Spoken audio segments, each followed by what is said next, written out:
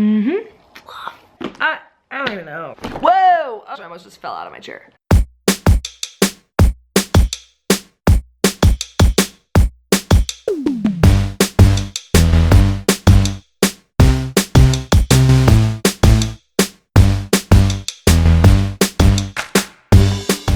Hey guys, Jordan Page from funcheaperfree.com and budgetbootcamp.com. How is your year going so far? I don't know about you guys, but I feel really good about 2017.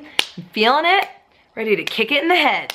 In a good way. Many of you guys are following along with my Focused in 17 Best Year Ever monthly challenges that I have going on. So I recently did a video on how my husband and I plan our whole year in advance. And in that video, I mentioned that I don't use a paper planner for scheduling. I do all of that in my phone, and instead I use my paper planner as my to-do book. And I had, so many questions about it. So I just turned on my camera and sat down, and I'm just gonna tell you how I do it and why, and maybe it will help some of you out there to get yourselves a little organized and tackle your to-do list and make it a ta-da list. I don't even know, where do I start? The concept of my to-do book is very simple. Basically, I take a notebook or a planner, and in it, I just keep a running list of things that I need to do. I love paper, I really do. I hoard it, I like it thick, I like pretty covers, I like writing, I like smooth pens, I like all of it. For years, I used a paper planner. My life started getting a little harder to manage when I was using a physical book to keep everything straight. I found myself leaving it at home, losing it, something spilled on it, it got ruined, whatever it was, and then I had to start all over with a new planner or try to remember what I missed or forgot, and it just kind of got really complicated. So since then, I've converted completely to an online calendaring system. So I use calendar.google.com, I believe it is, and that's how I schedule and calendar things. I have a video on how we do this, so I'm not gonna get into too much detail. I do have to-do lists and certain lists in my phone, like a shopping list.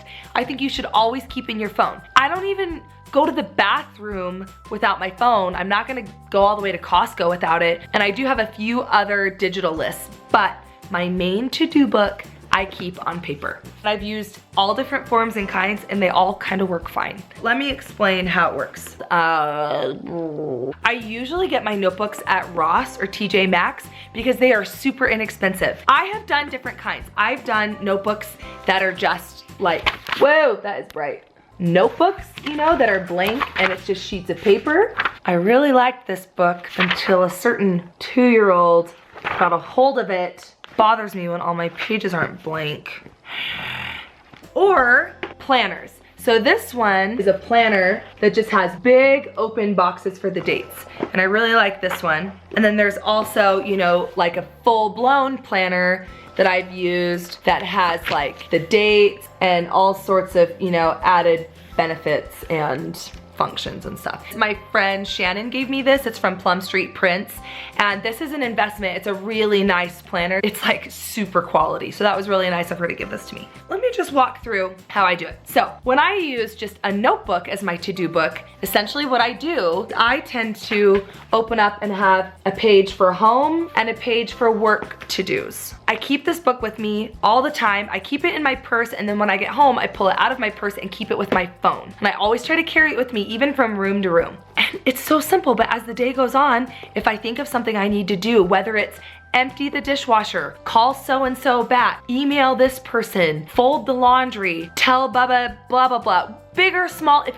anything comes to mind that I need to do, I write it down. And then throughout the day, throughout the week, I just cross it off as I'm done. And then if I get to the point where the page is mostly full, then I will flip to a new page and I will transfer just the few remaining uncrossed items and start over. Now I've tried different things, like I've tried prioritizing, like putting the most important things at the top, but you know what's hard is like from one day to the next, my priorities might change. The easiest way to do it for me is to just keep a running list, big or small, and then if I find myself circling a room and I'm like, wait, what should I be doing right now? I open up my book, I'll look and see, okay, I've got 10 minutes, what can I do in 10 minutes? Oh, okay, I can do this in 10 minutes. Do it, cross it off, and move on. If there is something that's absolutely imperative or very important that has to be done that day, then I will highlight it or underline it or make a little star next to it just to remind myself to get it done. That's it. So simple. So that's one way of doing things. This one's like a calendar, but what I like is it's just big, open squares. So what I do with this one, I do the exact same thing. I just keep a running list of all the things I need to do. Remember, I'm not using it to actually calendar, but one thing that's kind of nice about it being a calendar is I can kind of specify what things need to be done on what day. And then, of course, when I'm done with something, I cross it off. And then the next week, whatever I didn't get done that still needs to get done, I just transfer over to this week and start all over again. The date really doesn't matter. Half this book is 2016.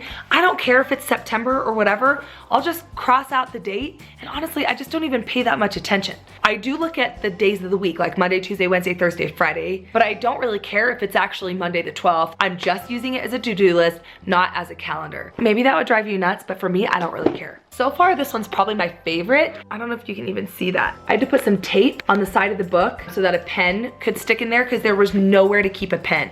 And that is important. Your book is no good if you don't have a pen with it. It's just so big. That's part of why I love it, is it feels so good to write on the pages and it's sturdy and solid, but it's really heavy and really big. I love that it has this thing. It's not just a calendar. They do have blank notes in the back. And so I actually put a little tab. So this is where I keep like running lists of things like video ideas or goals, business things that don't need to be crossed off right away. And if I turn the page, I don't wanna like forget about them. So that kind of brings me to this one. I like that it's sturdy and I feel like it can be thrown around and it won't completely wreck. I love that it's spiral and so I can keep a pen in the middle. And I do like that it has a bookmark with it. I wish it was a rubber band, but I do like that it's a ribbon. This planner's from 2016. It's outdated. But like I said, I really don't even care about the dates. I just went through and basically like crossed off and rewrote the date. Whoa! I almost just fell out of my chair. So for this one, same thing. I just go through and make a list of the things that I need to get done. One thing that's nice about this one is there is a little slot for meal planning at the bottom. So that's kind of a handy little thing. That's it. I don't really know what else to say. I have tried so many different forms of to-do list keeping. If you're a digital person, I do have the app Evernote in my phone. It's free and I like it because it has like check boxes and you can categorize things like baby names and things that I don't really want to leave behind from book to book. For the most part, I just stick to a paper list for my to-do list and it keeps me on track. And more than that, it helps me in those moments when even if I'm in the car and I'm waiting at the preschool pickup and I find myself with just a couple of minutes, I'll flip open my book, see if there's anything I can do in that moment. It helps just keep things on the forefront of my mind. So that's it. I don't know what else to say. If you guys have any questions, let me know in the comments below. Let me know if you like it. Thanks for watching. I'll talk to you guys soon. Bye. How long was that not recording? Oh my gosh.